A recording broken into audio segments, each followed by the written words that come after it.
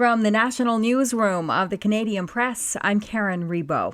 Wildfires are still threatening residents in eastern Manitoba, where 2 presumed fire victims were found in an area northeast of Winnipeg. The RCMP says 2 bodies were discovered yesterday morning after reports the day before that some people were stranded by the fast-spreading flames. Reeve Lauren Schinkel of the rural municipality of Lac-du-Bonny says the whole community is grieving. This is a truly tragic event. I want to say that, we're a very close-knit community here. Mandatory evacuation orders have been issued for 5 provincial parks, including Whiteshell, as well as 3 local authorities, 3 northern communities, and 24 cottage subdivisions.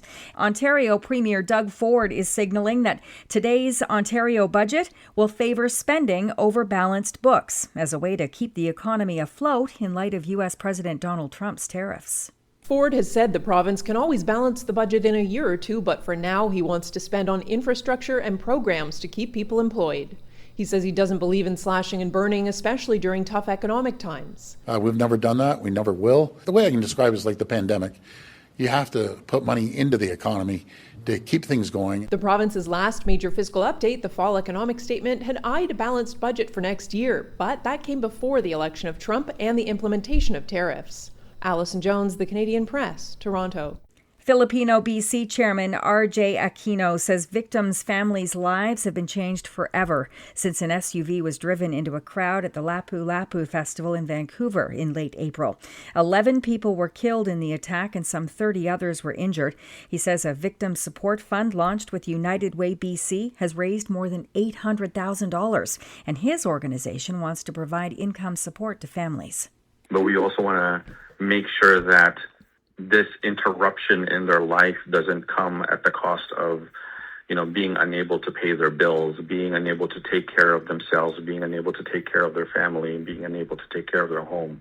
The suspect in the vehicle attack, Adam Kai G. Lo, has been charged with 8 counts of second-degree murder, with more charges likely. Jury selection is beginning today in Rimouski in the trial of a man charged with killing 3 people with a truck in eastern Quebec. And more than 1,000 Starbucks baristas at 75 U.S. stores are striking over the company's new dress code. The new dress code mandated by Starbucks requires baristas to wear a black shirt and either khaki, black, or blue denim bottoms. As it was before, the employees could wear a broader range of dark colors and patterned shirts. Starbucks says the new rules would make its green apron stand out and create a sense of familiarity for customers as it tries to establish a warmer, more welcoming feeling in its stores. Dave Packer, ABC News. This is the Canadian Press.